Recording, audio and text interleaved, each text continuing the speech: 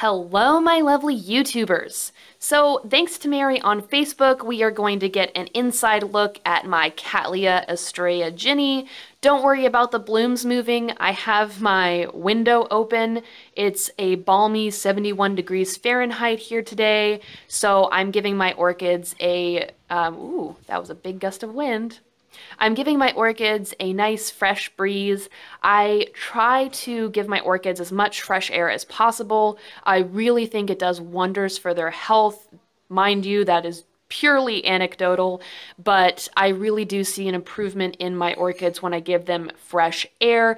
I know that January isn't the best time to give your orchids some fresh air, so I don't recommend doing this if you are experiencing freezing temperatures, but if you're like me, in the south and it's 71 degrees Fahrenheit, then give your orchids a good fresh breeze. I really do think it makes all the difference in the care of the orchid and in the health of the orchid.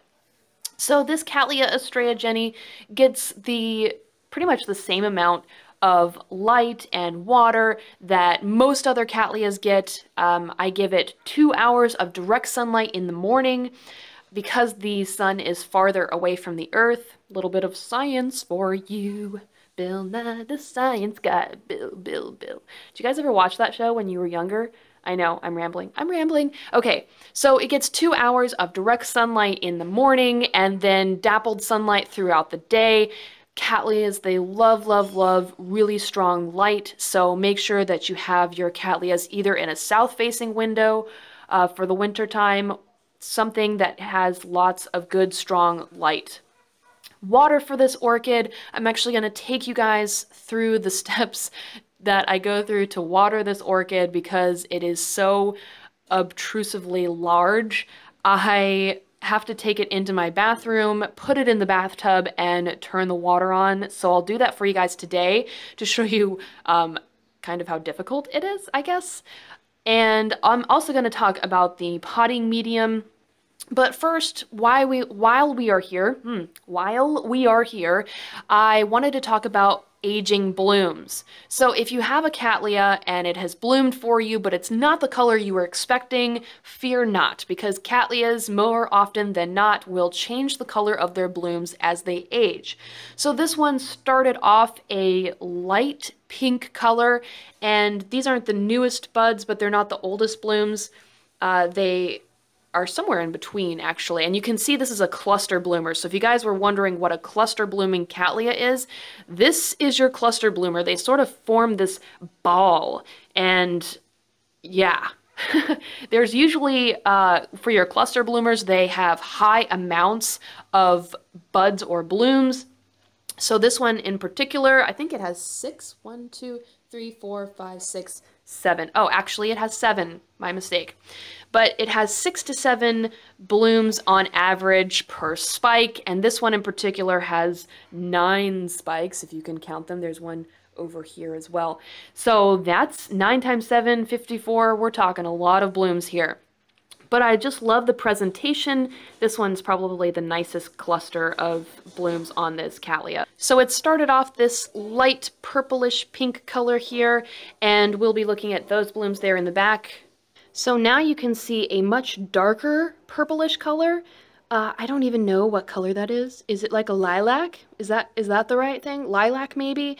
It's a darker purple color, and you can actually see some purple tinging on the top of the labellum here, a nice yellow on the inside of the throat, and then it fades to this creamy white color, and some purple tinging on the tip of the labellum there. So really, it's not that difficult to take care of. I guess it's just a hassle to water this orchid, and I'm really dreading repotting it in the springtime because of how large it is. Hopefully I can use the same size pot because I really don't even know what kind of... I'd have to go out and buy a larger size pot because this Cattleya is in a huge size already.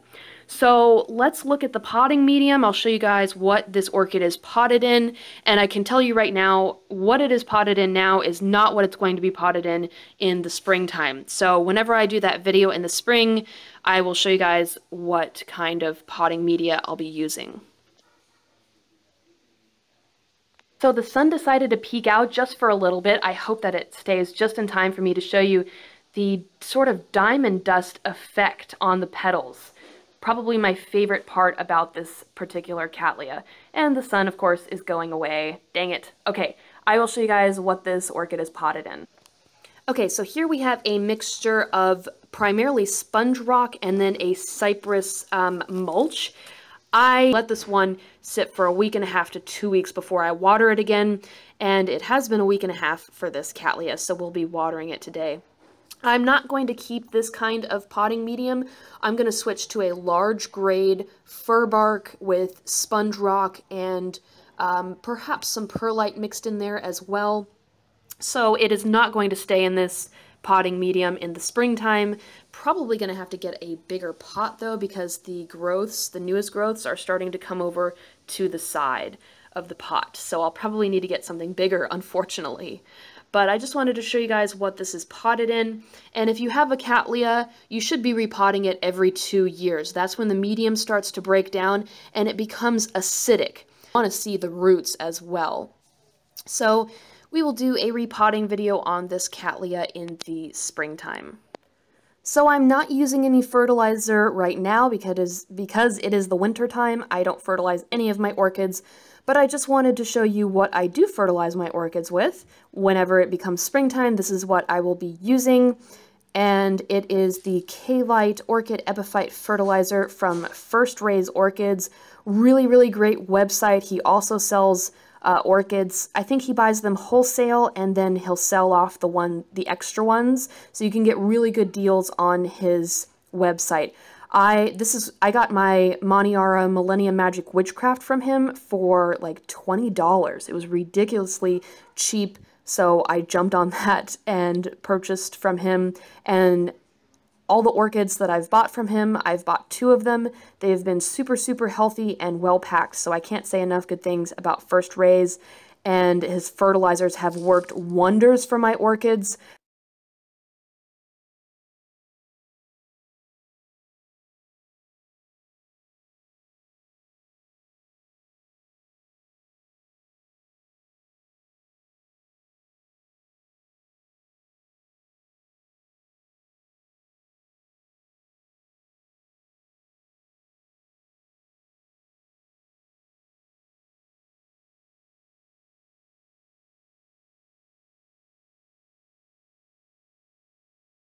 So I didn't have any audio on because I figured you guys wouldn't want to hear a bunch of running water, but you can see how tedious and just annoying it is to water this Cattleya, which is why I only do it 1.5 to 2 weeks. Of course, I would rather not water it at all because I'm sweating right now after watering this Cattleya. It's so heavy, especially after water gets in there. It's just really heavy to lift, and yeah, so I hope you guys enjoyed this video. If you guys have any questions or comments, please leave them down in the comment section of this video. You know the drill. Like this video, subscribe to my channel, Facebook, be there or be square, because I have updates and pictures for all of my orchids before I post any videos. And of course, follow me on Twitter for live tweets and updates. Alrighty guys, I will see you guys later. Bye.